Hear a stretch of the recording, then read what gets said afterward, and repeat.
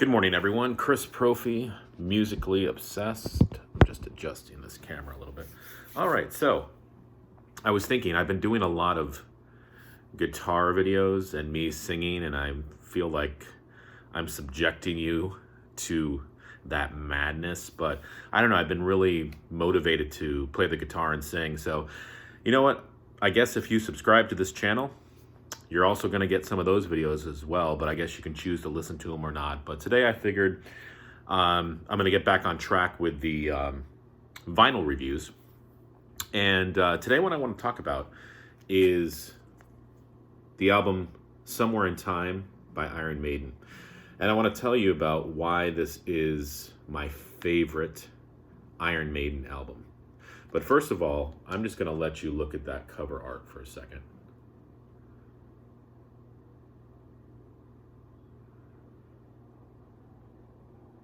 And that was one of the reasons why, as a kid, I was attracted to this album.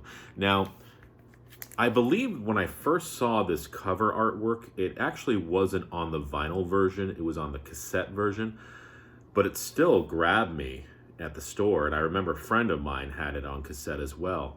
And what I remember about the cassette is it unfolded, and you got to see the artwork sort of linear, and there was just something about the way the cassette looked and the artwork that just held my attention.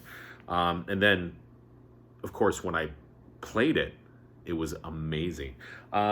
This is the 180 gram vinyl version, and I don't have an original pressing of this.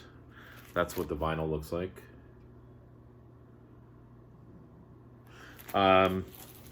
Inside, it does have a custom inner sleeve that looks like this. And I would assume this is, and I think it is, because I remember seeing this in the cassette, I would assume that this is what the custom inner looked like in the original pressing as well. Like I said, I'm starting to build my Maiden vinyl collection. I have Peace of Mind, Somewhere in Time. I also have a bootleg on vinyl of Blaze Bayley singing with them, which is interesting to listen to because I am a Blaze Bayley fan. But what I want to talk about today is why Somewhere in Time is my favorite Iron Maiden album. So, as I told you, first of all, this album holds a special place in my heart because it was the first Maiden album that I listened to as a kid, and then I went from this into Power Slave. And then shortly after, I remember Seventh Son coming out, and and then of course I went backwards. I listened to Peace of Mind, Number of the Beast.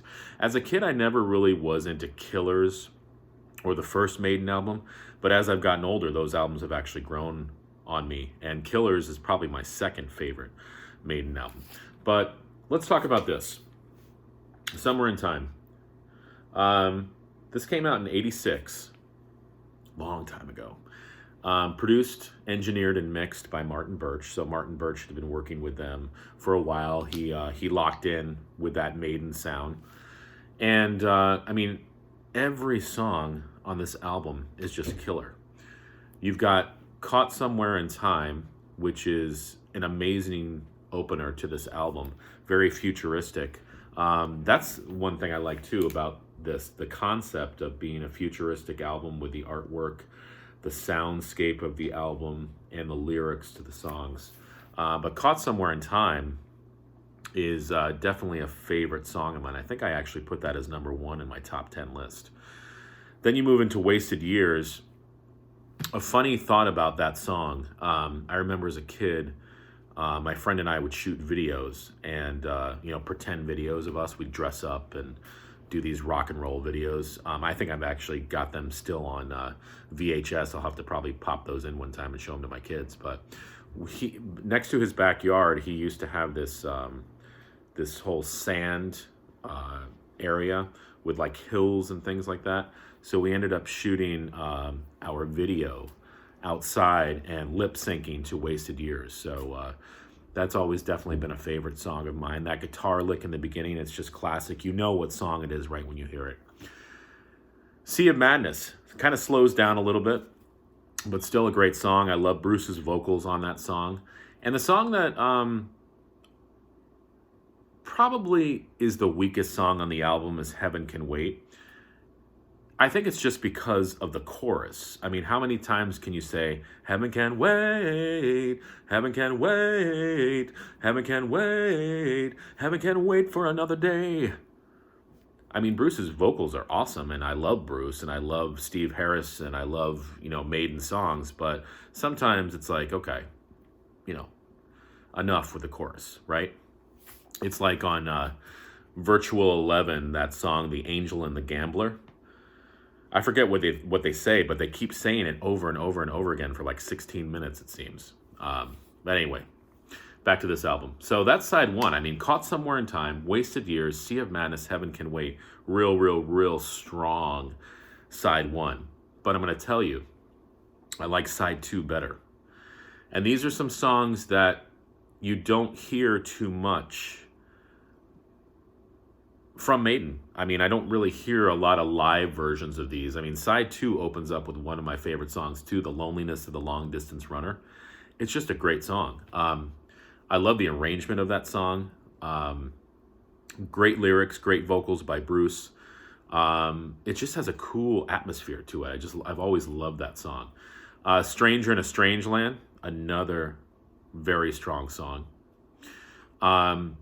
Deja Vu, underrated masterpiece. I love Deja Vu. I love how Bruce says Deja Vu. And it's just a great song. Was that written by Steve Harris? Let me look.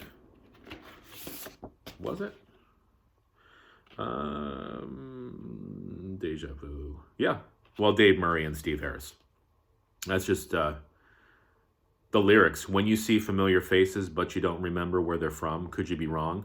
When you've been particular places that you know you've never seen before, can you be sure? It's just, we've all had that feeling of deja vu, and I think really, the lyrics match the music with that song. It's just an awesome song. And then my favorite song on this album is Alexander the Great. I remember as a kid putting that on. I had never heard anything like that before, because I had never heard Rime of the Ancient Mariner. I know Power Slave came out before this album, but I wasn't familiar with that song. Like I said, this was the first Maiden album that I really got into. And Alexander the Great was just amazing. Like, I just love how it opened up with that, my son, I ask for thyself another kingdom, for that which I leave is too small for thee, or something like that. And just from there, it just starts in with the dun, just really atmospheric, and just creating that land for you that you're going to be in while you listen to this song. And like I had said in my top 10, it is a history lesson on Alexander the Great, and only Maiden could do that. So that song has always been a favorite of mine. I actually think I like it better than Rime of the Ancient Mariner. So again, you've got the classic lineup on here. Bruce Dickinson vocals, Dave Murray lead and rhythm guitars, Adrian Smith lead and rhythm guitars, Steve Harris bass, Nico McBrain drums. One thing I will say about this album, and it started with this album, I believe, is that the guys started using guitar synth and bass synths to create sort of a different vibe to the music, a different sound. I like it. I know some Maiden purists did not like the guitar synth sound, and it really became prominent in the album that followed this, Seventh Son.